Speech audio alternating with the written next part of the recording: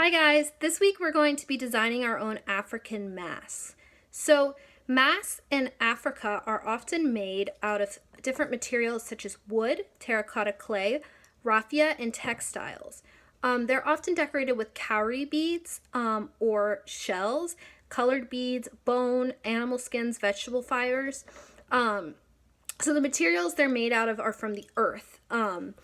And they also sometimes contain metals like bronze, copper, or brass. So these masks are very important to the African culture because they are used within ceremonies to tell stories. And these masks educate and entertain the children to let them know about their folklore of their town, the traditions of their village, and things like that. So it's very important to them because it keeps on traditions and stories going through the ages. So they're very rarely realistic, and that's not the purpose of them. The purpose of them is to be symbolic and to tell a story. And I included a video that teaches you about the making of African masks. Definitely check that out. So I want you to look at the masks I provided and notice different things about the shapes and colors. I noticed that in this mask that I'm looking at that has a lot of organic free-flowing shapes. Organic shapes are shapes that do not have names and they tend to curve like this.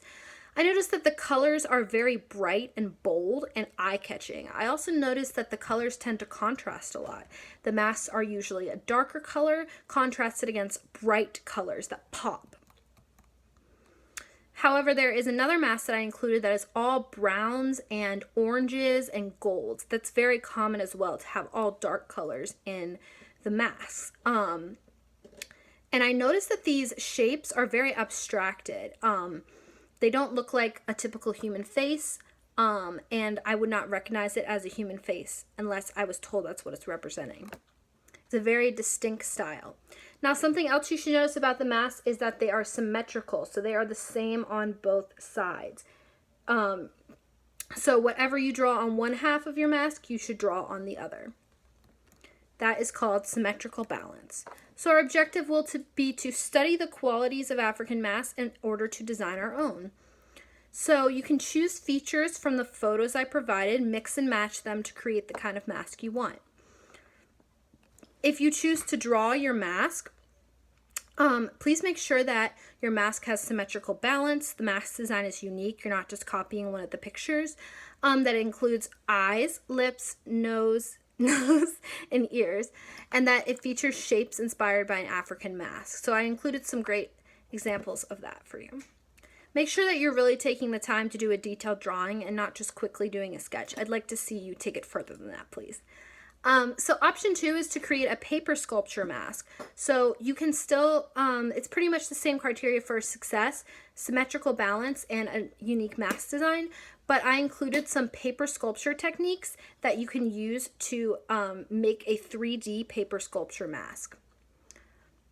So I put some examples of that. Basically, you would just cut out the paper and glue it down onto your mask to create a 3D mask. So you're going to cut those out with scissors and then glue them down.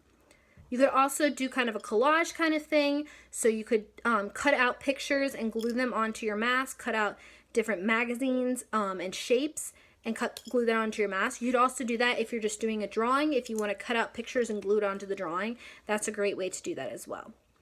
Please let me know if you have any questions, and definitely stop by office hours this week. During office hours, I'm going to teach people how to do some of the paper sculpture techniques. Bye!